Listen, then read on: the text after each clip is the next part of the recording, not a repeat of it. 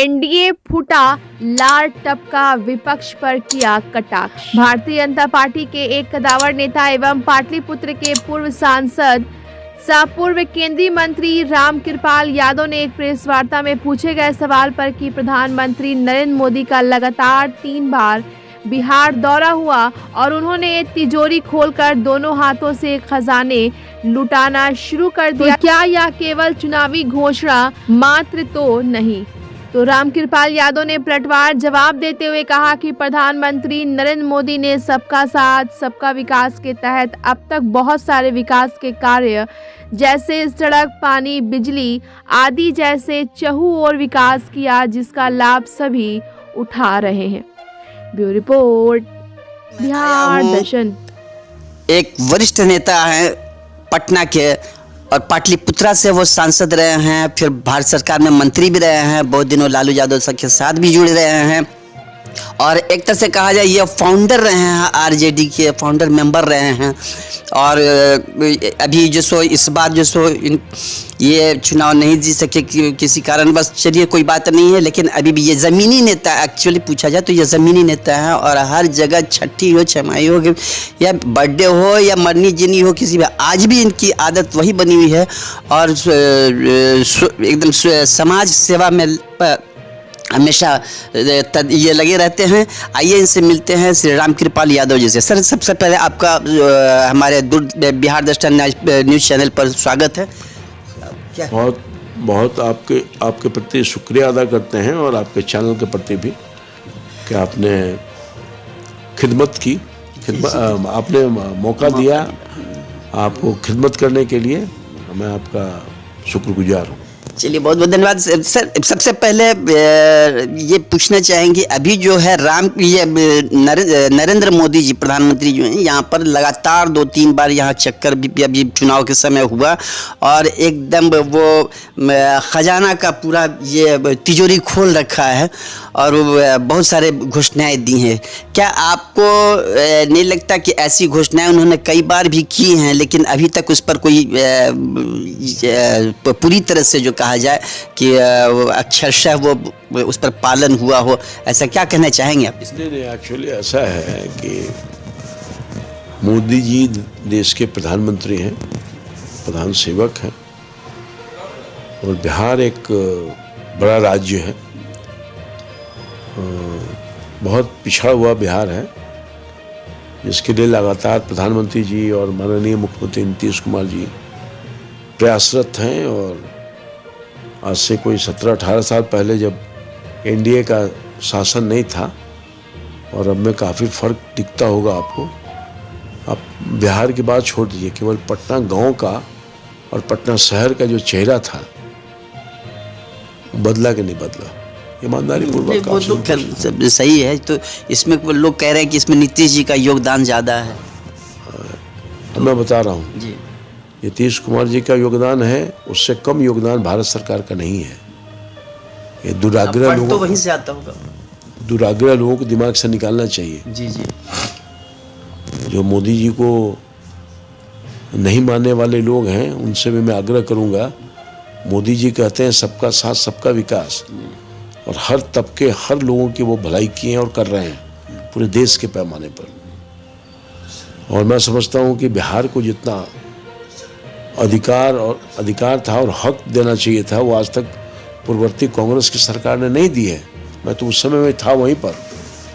और अभी जो आप इसका चेहरा देख रहे हैं, 4 लेन 6 लेन रेलवे लाइन, पानी, बिजली, किसान में ये बाढ़, सुखाड़, जो कुछ भी चेहरा देख रहे हैं उसमें बहुत बड़े पैमाने पर योगदान माननीय मोदी जी का है, भारत की सरकार का है।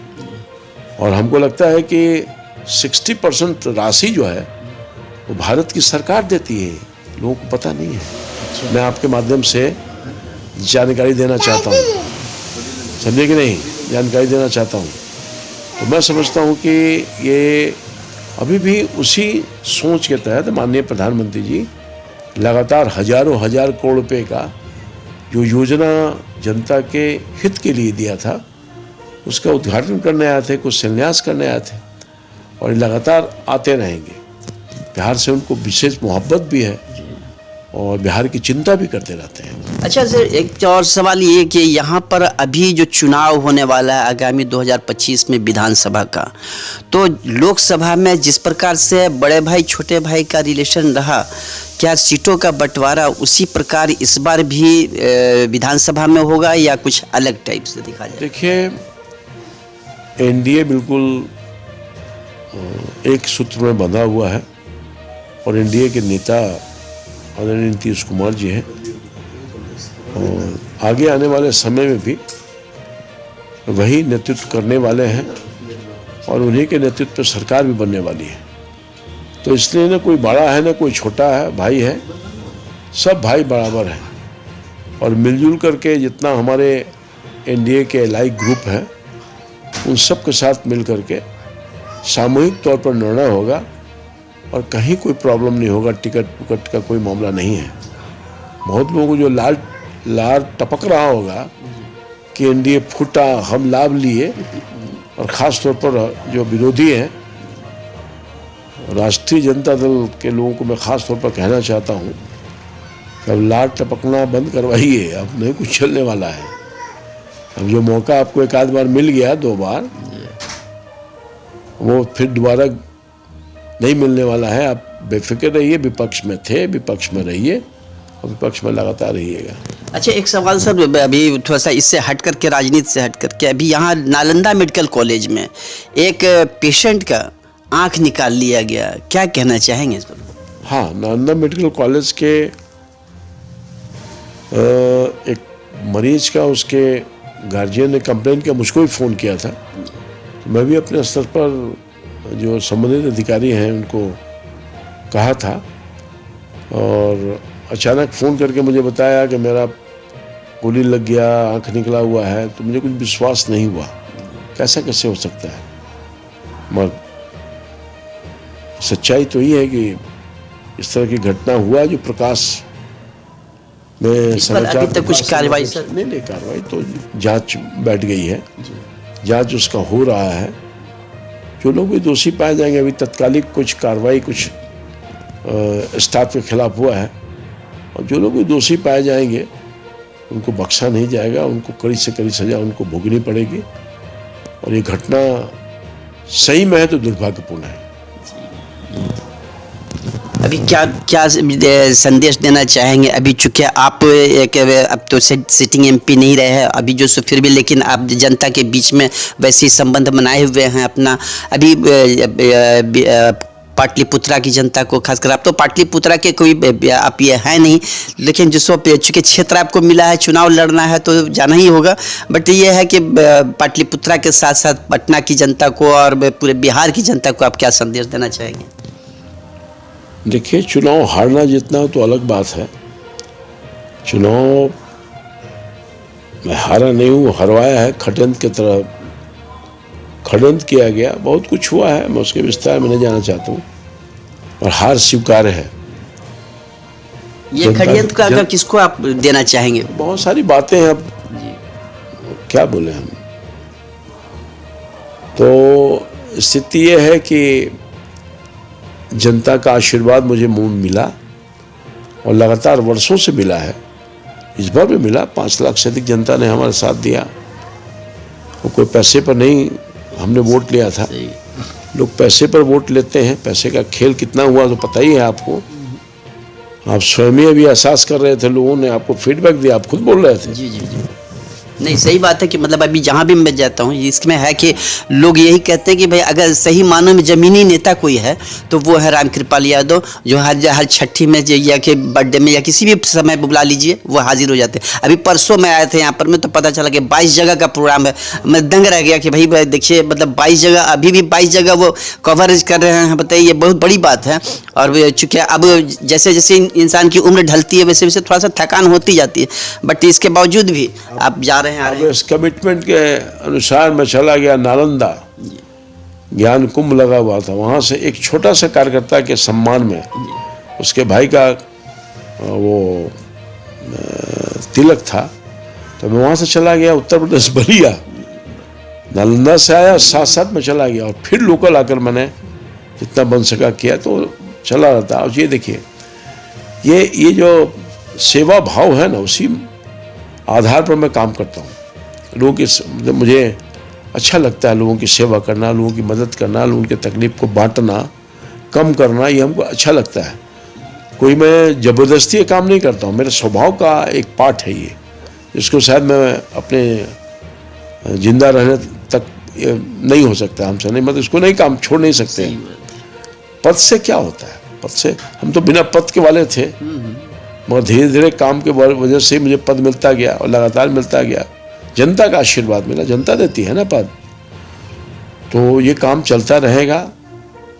मेरी शुभकामना है बिहार वासियों को, पाटलिपुत्रा पटना वासियों को। बहुत स्नेह दिया है आप लोगों ने मुझको, बहुत ताकत दी है मेरे जैसे एक छोटे से कार्यकर्ता को, साधारण परिवार के लोगों को। और मैं आपका ऋणी हूँ कि मेरी पहचान है तो आपके माध्यम से बनी है। और आज भी मैं जब लोगों से मिलता हूँ तो मुझे लगता है कि जितना मोहब्बत पहले मिलता था उससे कहीं अधिक मिल रहा है। ये आप तो आपकी मानता है। हाँ, ये उससे मिल रहा है, तो चलिए कोई बात नहीं है। और इससे अभी क्या अगले मतलब आने वाले समय में क्योंकि क्या प्लानिंग आपका, मतलब चुनाव लड़ना है या फिर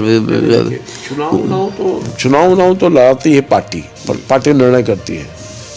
मैं पार्टी से बंधा हूँ, अनुशासित कार्यकर्ता हूँ। पार्टी क्या करेगी मुझे नहीं मालूम,